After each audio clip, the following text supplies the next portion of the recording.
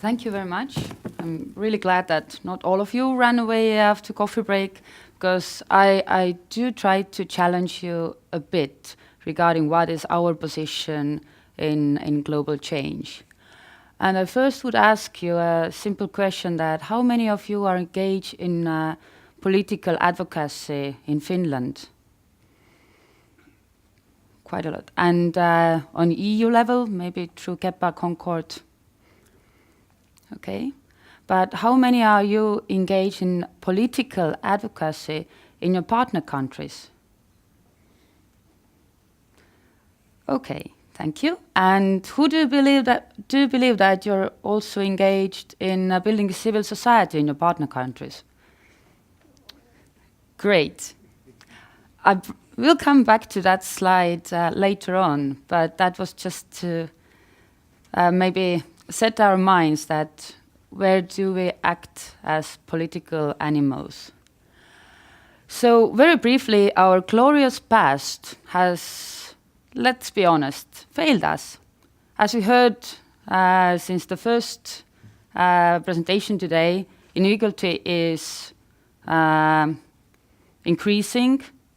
We are not actually solving the problems. In some ways, we are making things even worse.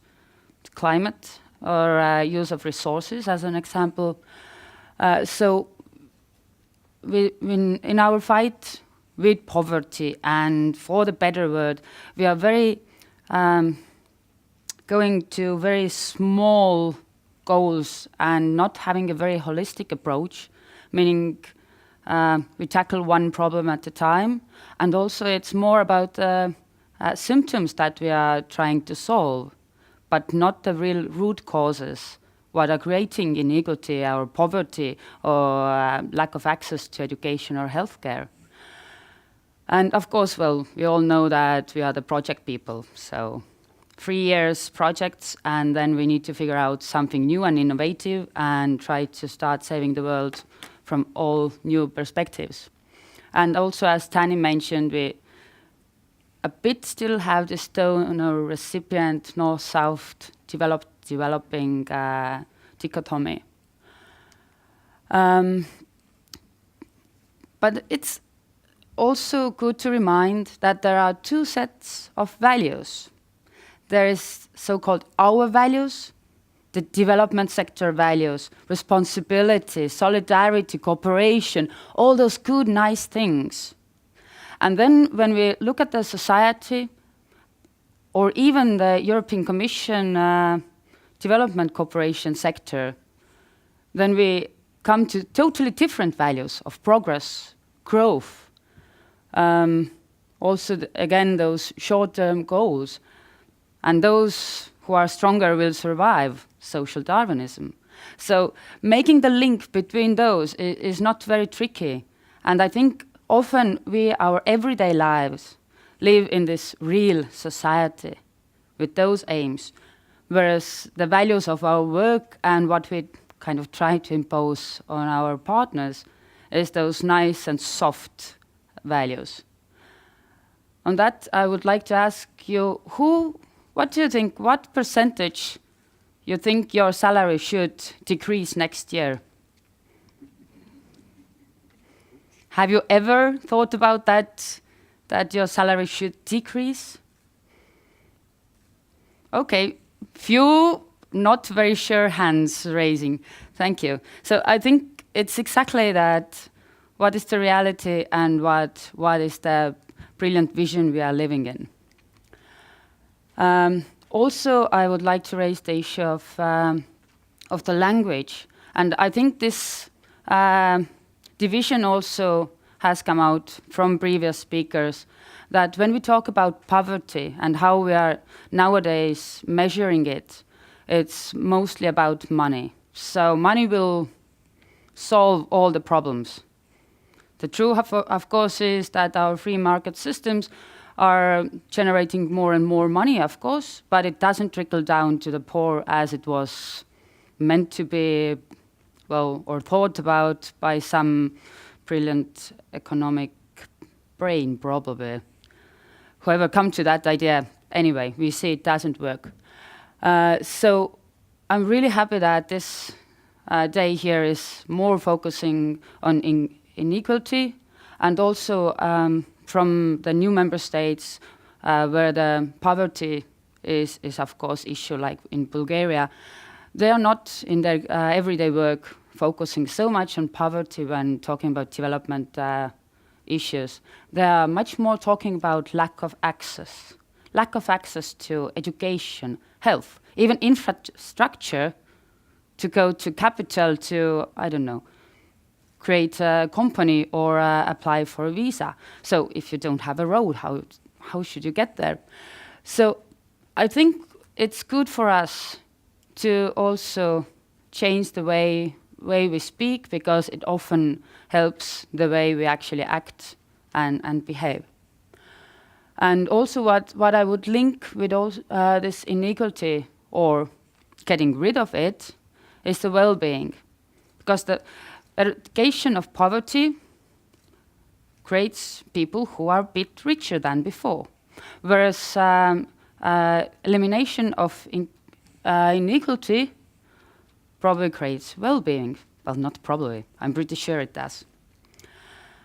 Then the role of DARE actors. How many of you here are the global educators or awareness raisers? Some. I take it the most of you are the development cooperation people. So how to prove that also activities here in the north, or in EU, or in Estonia or Finland, or why not also in Spain, why those are relevant, why engaging our populations is relevant, is also somehow written here. Of course, the past hasn't been only about challenging the language. We've done a lot to create awareness about development issues, but so far we can see that we are not having huge campaigns and demonstrations on the streets, which would engage most of our population to fight for the right of those in developing countries. For some reason, we are fighting for our income, our subsidies to our cows. So solidarity is nice, but it hasn't translated into action yet. So that is creating awareness is something we have done, but of course this is something continuous and we haven't finished by far. But also one thing I feel we've been quite good at is being a bit more visionary, thinking out of the box, saying that, as with the previous slide, that how we talk affects what we do. So from the aid to cooperation and North-South division to global partnership and cooperation has actually come a lot from the development education or global education sector, and also this poverty and well-being. Of course, I'm not saying that we are the ones inventing things, that this was the past and this is the future and everybody has to do like that. But by dropping seeds of doubt on our previous actions and providing ideas how to go forward, we still have had a quite influence role. And also actually in the present, it's not only trying to change the understanding of institutions or the development sector or the world in general, it's also challenging ourselves. Is our role as just information providers, is that enough? No. So we've taken the steps through our discussions from info providers to global educators with a more emphasis on active engagement and participation of our public, to now a pretty new term. Well, it's arguable. Some countries have used that term for long. It's global citizenship education. Whereas global education has been more perceived as passive, and we have struggled a lot to explain what that term means.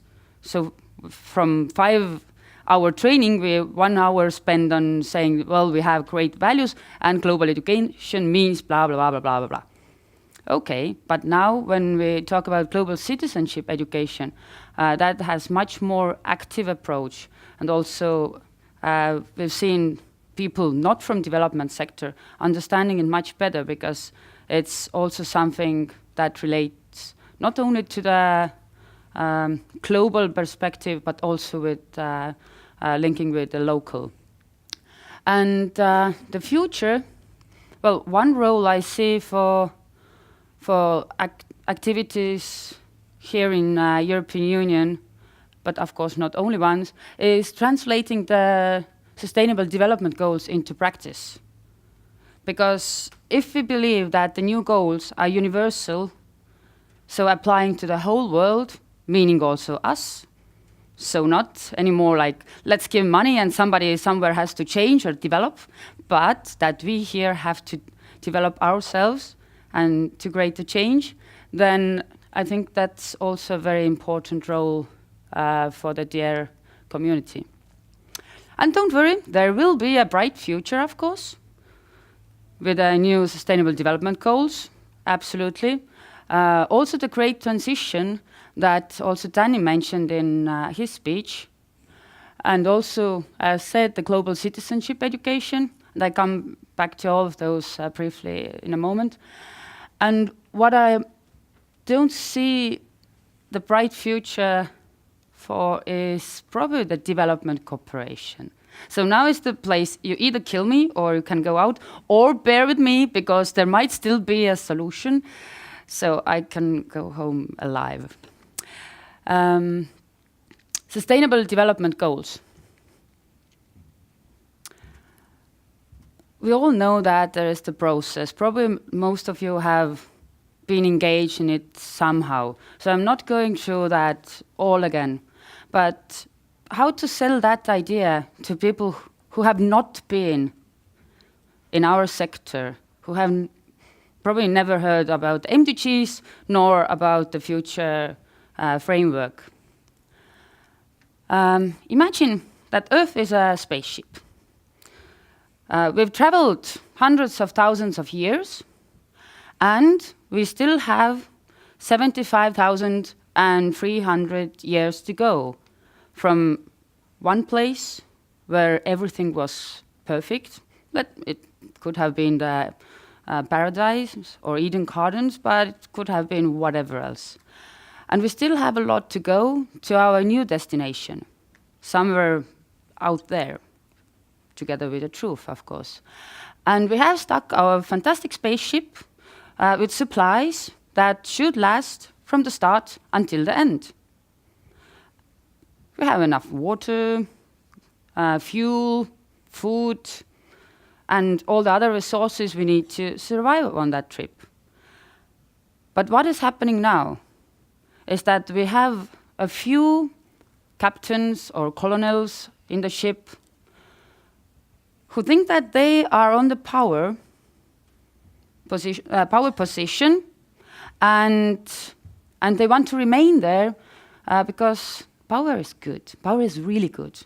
Even I have now more power than you because I can walk around here and show you the pictures. So I kind of like it, and I want to maintain that. But to make the other people believe that, I need supporters.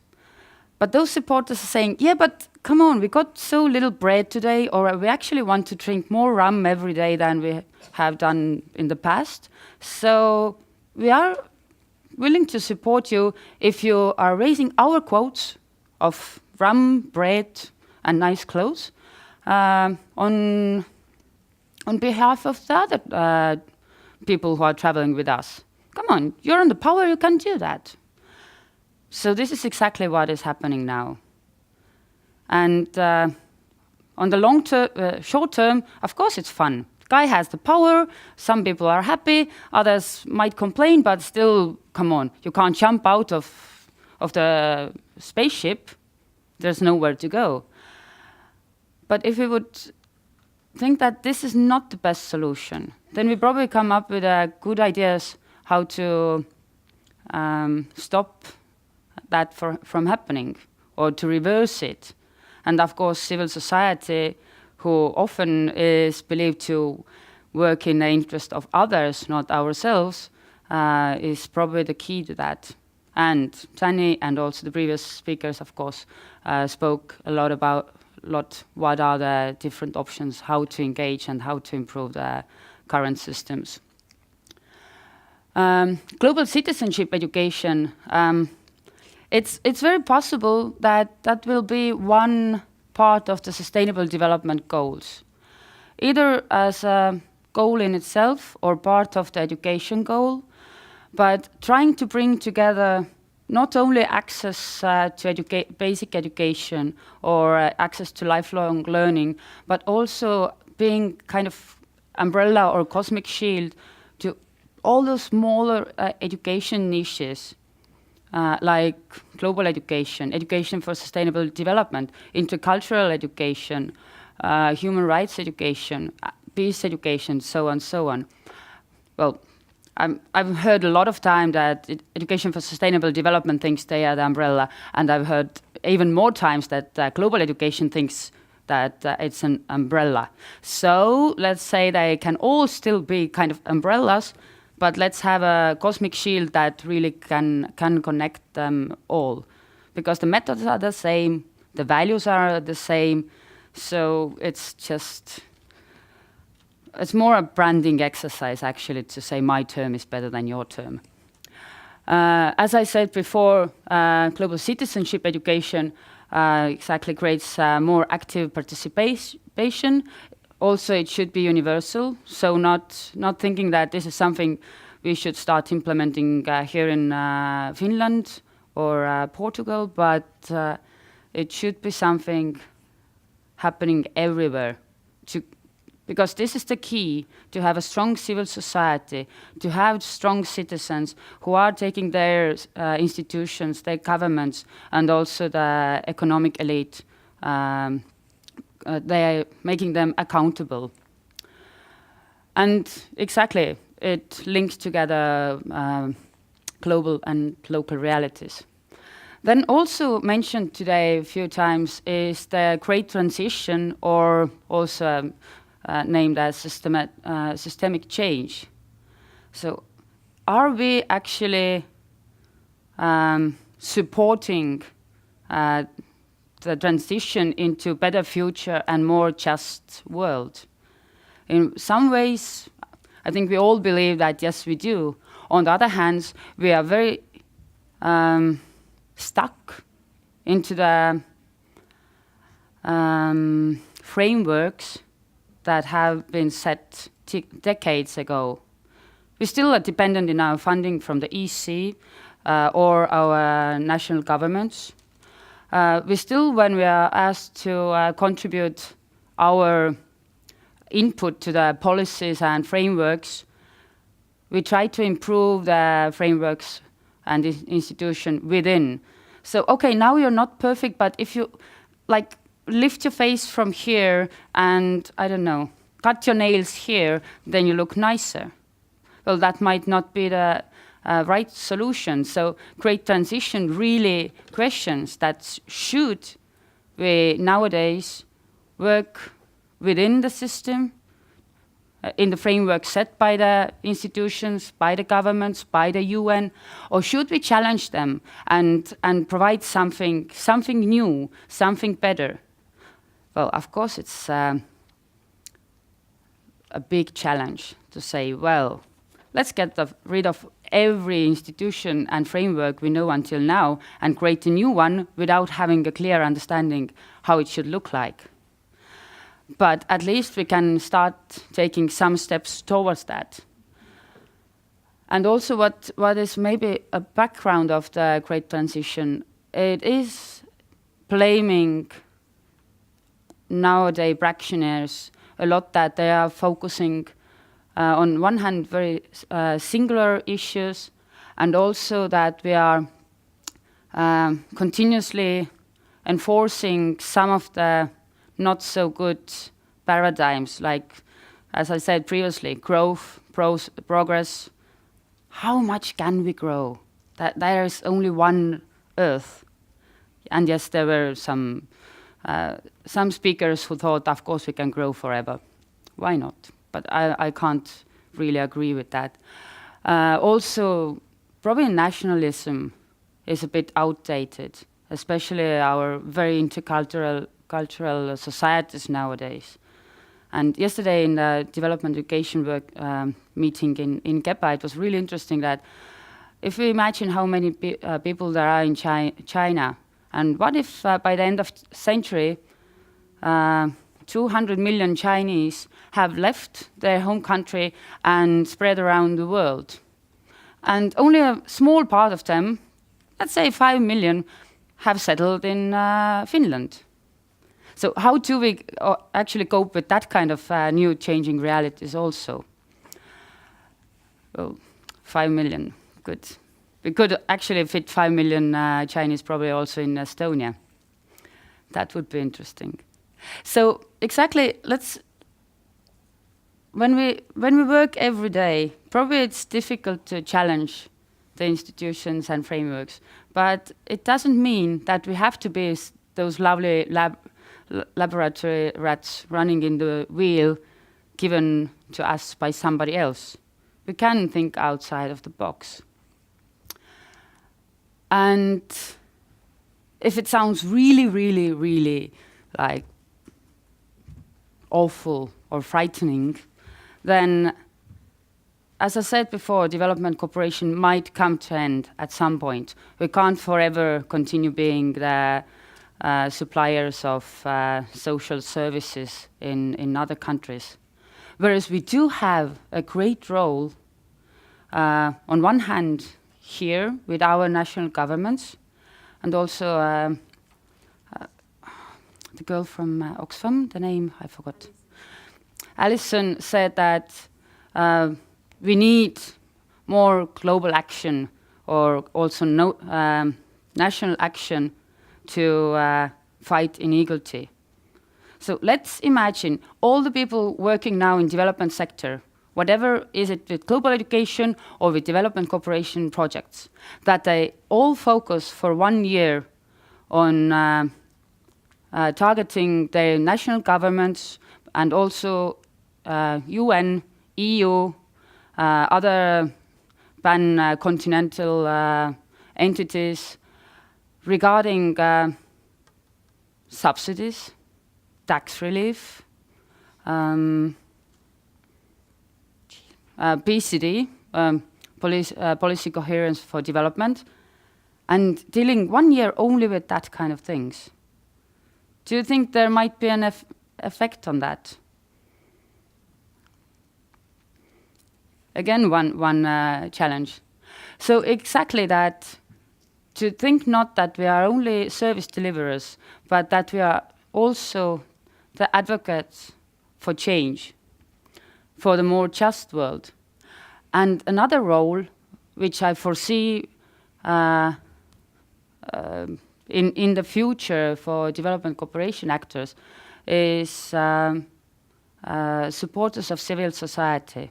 I think civil society in Finland and to my knowledge also in Estonia is pretty well developed. And it's not, of course, only about development cooperation, civil society that I'm talking, but human rights, animal rights, fighting for people with disabilities, the children's rights, so on, so on, so on. We are pretty strong, and we are actually pretty well engaged in shaping the policies, shaping the realities on local level or national level. And I think this is something that we can teach also to the civil society actors across the world. How to create the country that you really want to live in.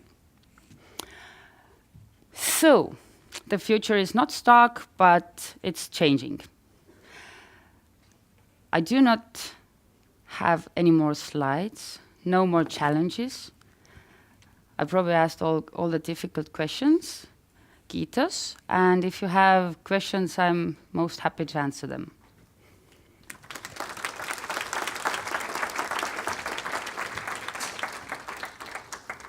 Yes, thank you, Mari-Helene, for these frightening words. So now, how do we walk the walk of the global citizenship education?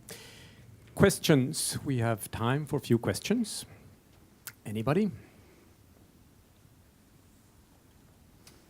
Everybody's frightened to silence.